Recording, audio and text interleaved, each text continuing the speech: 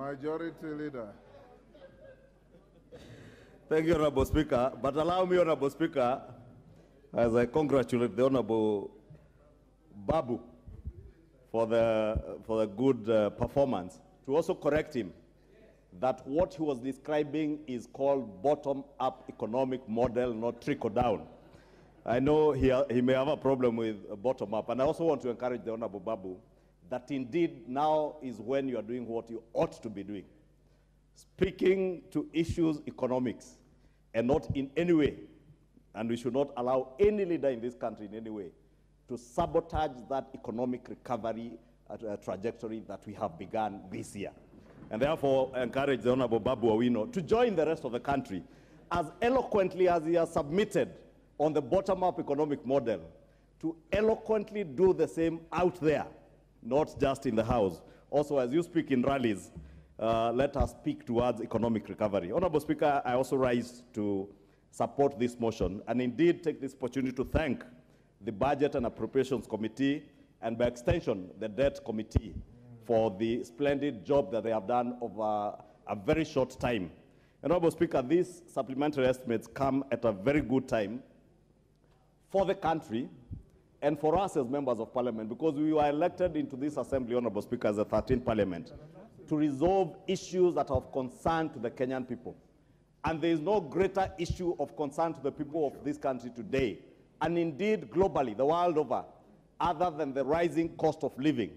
And this rising cost of living, Honorable Speaker, in this country is aggravated by the drought situation. And we have been told by many players, Honorable Speaker, that this is the worst drought that this country has had in the last 40 years.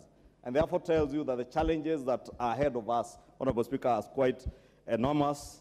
And as has been mentioned by, I think, the leader of minority and the chair of the Budget and Appropriations Committee, the rising in global inflation as a result not just of the global warming, but also the Russian-Ukraine conflict that has disrupted supply chains around the world. Supply chains of manufactured items, supply chain of food items, including our own supply chains to wheat and other food items. This, Honorable Speaker, has left us under very strenuous situation as a country, and we have a huge responsibility as leaders to work together and team up together to work towards alleviating the problems that face our people. And this House being the budget-making House, I want to implore on all members of this House, Honorable Speaker, to rise to the occasion and work together and act together to ensure that we have in place policies that will not be short-term, but sustainable policies, and not one of very costly and mega budgetary expenditures as we witnessed in the dying moments of the last regime, Honorable Speaker. It is indeed true what the Honorable Pio and I have said, that was blatant abuse of Article 223 of the Constitution. And that, Honorable Speaker, part of it came under the pretext of dealing with the high cost of living. And what did we do? We embarked on subsidies, fuel subsidies that were costing this country the level of 60 to 70 billion shillings a month. Food subsidies, consumer subsidies. And in this budget, Honorable Speaker, let me draw your attention to the report, Honorable Speaker. Because if you read through the report on page 5, on the expenditures under Article 223, the Budget and Appropriations Committee has enumerated 120 billion shillings spent under Article 223 of the Constitution, and as outlined in the third schedule, has allowed these expenditures to be approved by this House. Part 2 of that report, Honorable Speaker, speaks to some 10.091 billion shillings also spent under Article 223 of the Constitution, outlined in the fourth schedule, which the Budget and Appropriations Committee has recommended to this House to reject. And I want to agree with the Budget and Appropriations Committee that indeed not everything that is paid under Article 223 is bad. And the law is clear on what ought to be paid under Article 223 and not what cannot be paid under Article 223 of the Constitution. Part of what the Budget and Appropriations Committee is recommending for disapproval, Honorable Speaker, are payments that related to some 4 billion shillings that you find in the books that related to the maize subsidy program, where unga was to be subsidized and supplied to Kenyans at a cost of 100 shillings. And the majority of Kenyans will tell you they never saw that unga in their shops or in the kiosks in their neighborhoods. Honorable Speaker, Kenyans did not only fail to find the unga, but millers were never paid. Today, millers still pursue payments from government for this unga subsidy program. That monies were appropriated and spent, and you wonder who were paid, Honorable Speaker. The 60 billion shilling fuel subsidy was tipped in very high-level corruption, Honorable Speaker. And that is why I want to support the Leader of Minority, that the relevant House committees, and I can see the Honorable John Buddy, the chairman of PAC, the Public Accounts Committee, looking at me. And I saw how keenly he listened to his Leader of Minority. You have a huge responsibility to ensure, because the Budget and Appropriations Committee again has recommended on page 4 that the Office of the Auditor General undertakes an audit of expenditures granted under Article 223 of the Constitution for the financial year 2022-2023 and reports to the National Assembly by 30th of June 2023. Indeed, it is not just the Public Accounts Committee, even the relevant departmental committees must get to the bottom of some of these issues. What happened to the fuel subsidy money? What happened to the maize subsidy money?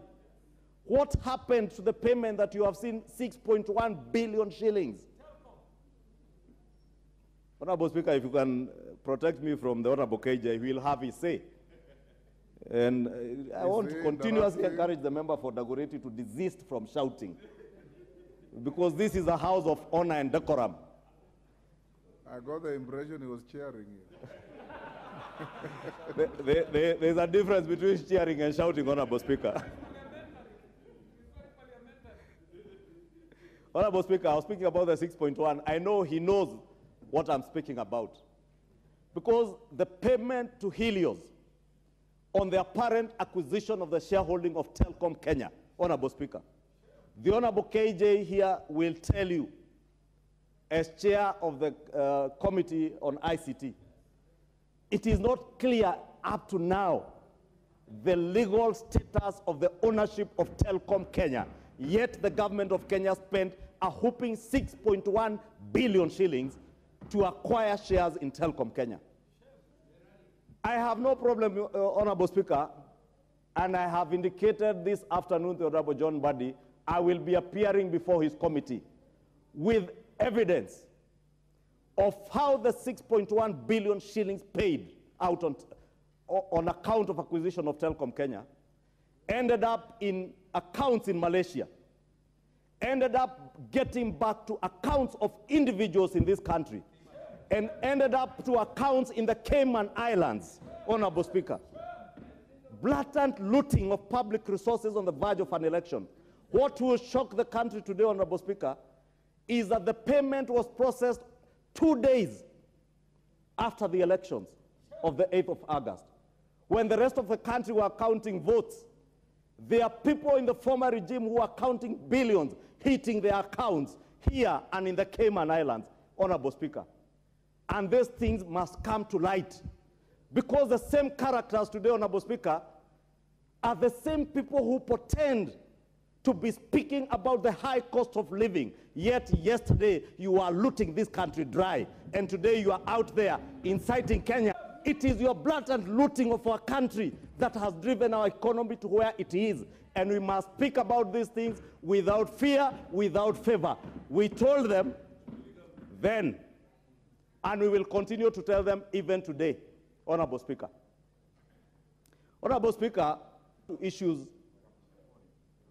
under 223 that have also been paid by this nonsense regime, as he called it. This regime has indeed made payments out of the 120 billion shillings under Article 223. But look at what has been paid. It is 6 billion shillings. I heard the Leader of Minority say he has not seen the recruitment of teachers. you are aware over 3,000 teachers have been recruited. 30,000, sorry. The highest number of teachers to be recruited at a go in the history of pre- and post-independence Kenya have been recruited under the Kenya Kwanza administration, Honorable Speaker. The 30,000 teachers, those who were there before, instead of allocating 6 billion shillings to recruit teachers, yet they were the initiators of the junior secondary and CBC program. They never saw reason and sense to allocate resources to recruit teachers and provide capitation for junior secondary. In this supplementary budget, honorable members, 6 billion shillings goes towards recruitment of 30,000 teachers to ensure our junior secondary students and CBC program kicks off adequately. 9 billion shillings in this budget is going towards capitation of our junior secondary. 2.9 billion in this budget is going to a nation, Honorable Speaker, that bedeviled members of parliament under their CDF kitties. Arrears under CDF, that after the passage of this supplementary budget, you will have 2.9 billion shillings that will clear all the arrears that have bedeviled constituencies that have had arrears up to and including the year 2022-2023. And therefore, I want to ask members, even as we get these arrears, please commit a number of these resources to ensuring that we support our education sector. A nation that is not educating its children is not a nation and has no future. Let us also play our role as members of parliament, because we have a role under NGCDF to guide our NGCDF committees. I know members of parliament have no role in CDF, but you have a guiding role and an oversight role. Guide your NGCDF committees to allocate resources, even part of these areas, to sort out the issues of providing infrastructure for the junior secondary and CBC program, so that none of our children go without accessing education, Honorable Speaker. Honorable Speaker, in this budget, when we said that this government, Honorable Speaker, will embark on what the Honorable Babu Owino was afraid to mention, but spoke in a very glorious manner about the bottom-up economic transformation agenda. And indeed, the issue he was talking about of demand and supply, no, he clearly understands what he was talking about. The only thing he never understood is that what he was describing is a bottom-up economic transformational agenda under Kenya Kwanza.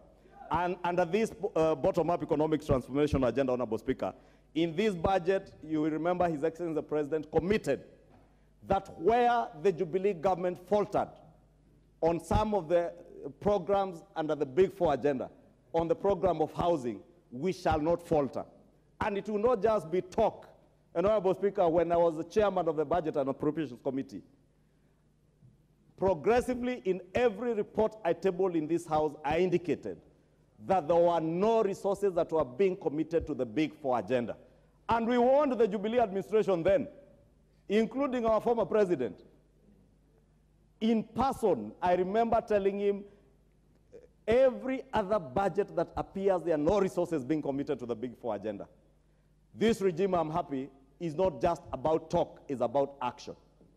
That we have not only spoken about the housing agenda, but in this first supplementary budget, a figure of 1.5 billion, and I'm aware, if you look through the request by the chairman of the Housing Committee, who is here, the Honorable Ngeno, he had wanted 8 billion shillings. But I'm glad that the committee, the Budget and Appropriation Committee, was able to spare 1.5 billion shillings to ensure that in all our 290 constituencies, we have seed capital for affordable housing, Honorable Speaker. And I want to encourage members of parliament to identify public land in your constituencies where housing, affordable housing can be done with this seed capital coming in. This will spur economic activities, as the Honorable Babu Owino was talking about, create jobs for millions of our youth, and create that ripple effect in our own economies down at the grassroots. When you build 100 housing units in Kikuyu constituency or in Karachuonyo constituency, Honorable Speaker, the level of youth that you will employ in that constituency will not be less than 2,000 youth getting direct employment. The indirect and ripple effect of these economic activities out of this housing agenda, Honorable Speaker, will be momentous. And that's why I said it's not just about talk. Honorable Speaker, we cannot pass a supplementary budget at this time and not address the question of the drought situation in our country, which, Honorable Speaker, we have been told and have indicated is the worst situation.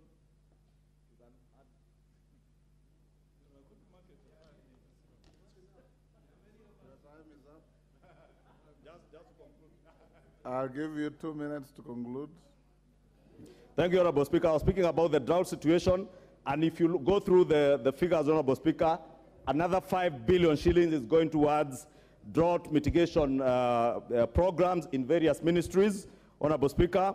Honorable Speaker, there also the issue of the insecurity situation in the North Rift, Honorable Speaker.